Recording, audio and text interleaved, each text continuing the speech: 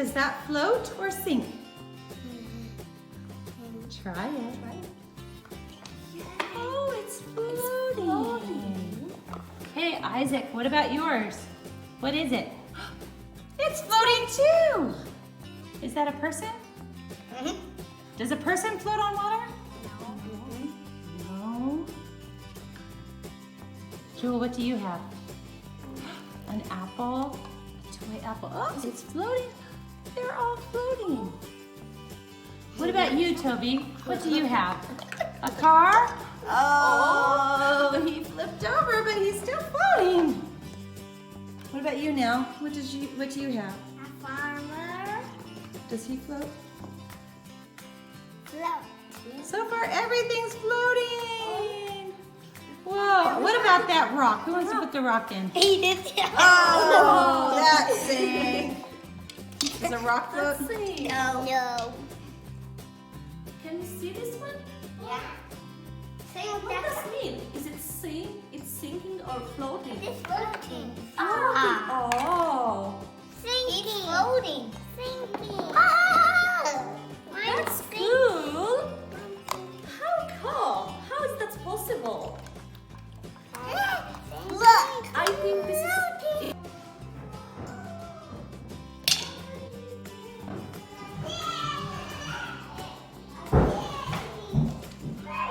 Jesus walks on water. Jesus sent his followers across the lake in a boat. But that night, in the middle of the lake, a strong wind came up, and they had to work very hard to row their boat to the other side.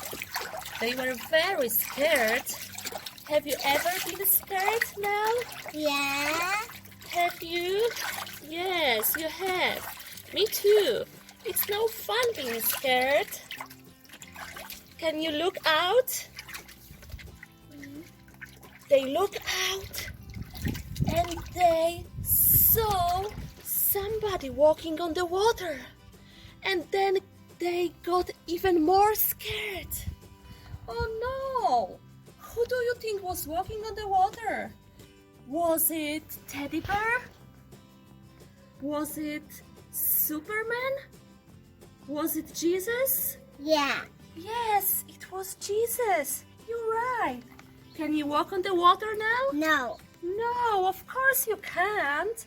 Jesus can make it because he is a God and he created water. And then, when they were looking at him, Jesus said, "Don't be afraid. Take courage. I am here." And you know what? And then Peter got so excited. He wanted to walk on the water too. So Peter climbed out of the boat and looked at the Jesus, and he kept his eyes on Jesus the whole time. And you know what?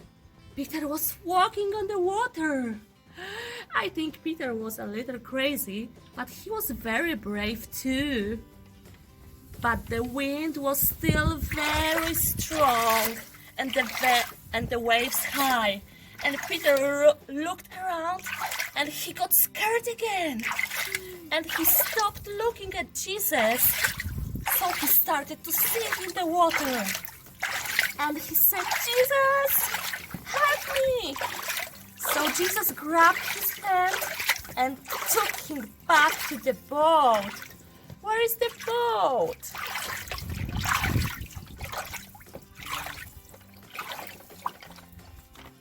So he took him back to the boat. When we put faith in Jesus and keep our eyes on him, he's gonna protect us and keep us safe and make us be brave no matter what.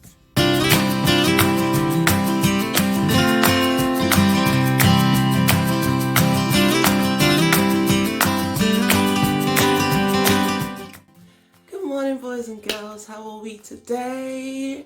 I've missed you. But I know that very soon we're all going to be together and we're all going to rejoice and celebrate the great love of Jesus Christ for us.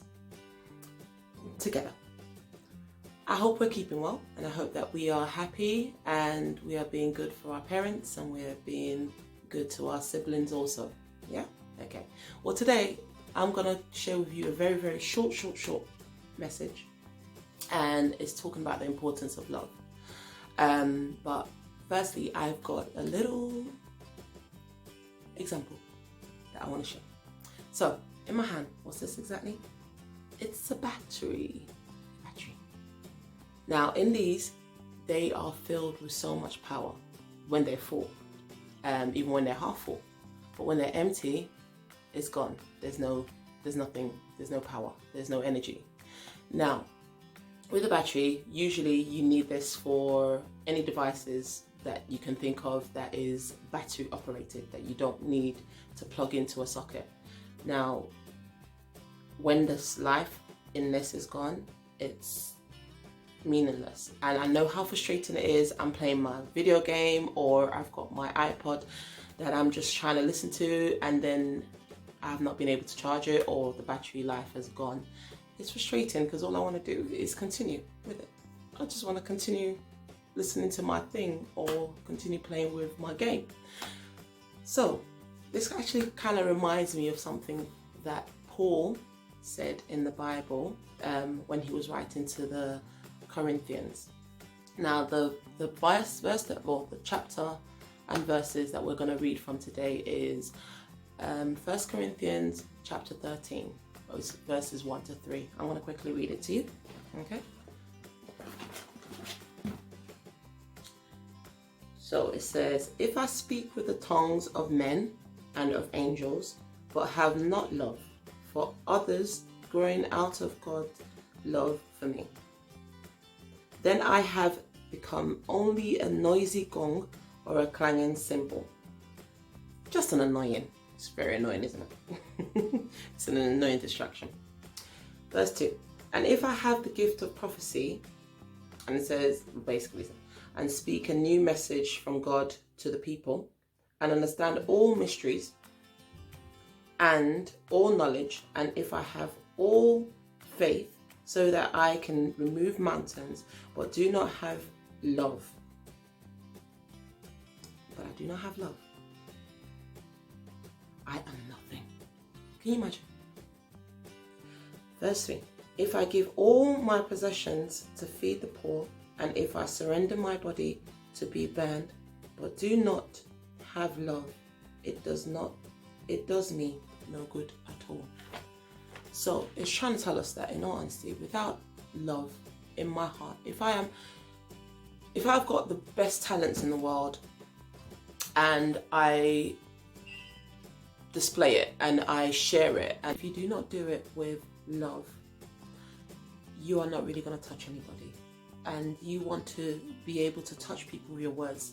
Those that are poets, those that are storytellers, they obviously want to be able to touch people's lives with their words, with their vocabulary, with the way that they draw and string a story together. Yeah. So I'm understanding that it says here,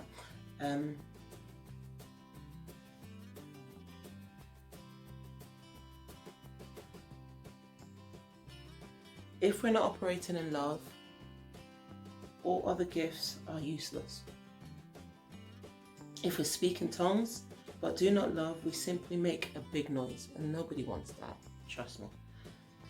If we have prophetic powers and power to understand and interpret secrets and mysteries, if we have all knowledge and so much faith, we can move mountains, but have no love, according to the Apostle Paul, we are useless nobodies.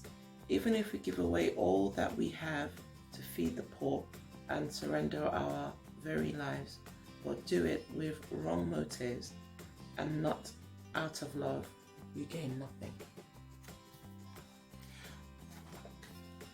Remember what I was saying earlier about the battery? The battery is the power source, yeah? Remember, without the power source, that what you're trying to do is useless. It's not able to operate. It's not able to function. Now, let's look at the battery as love. Without love in our hearts, and able to spread that love, no matter what we're trying to convey, no matter what we're trying to display with our talents, it's gonna be rendered useless. So in our hearts, we need to always carry love and true love. Yeah? With that true love, we'll be able to display God's love.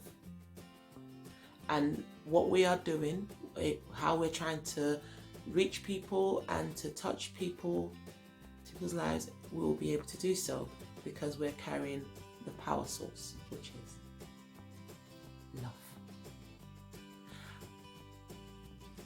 I hope that you enjoyed that little snippet of a message.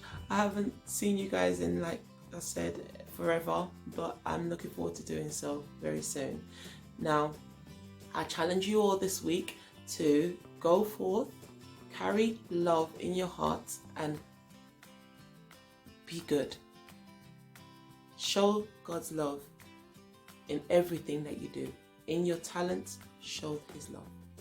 And we all love you, and we will see you very soon. God bless you. Have a wonderful week. Bye.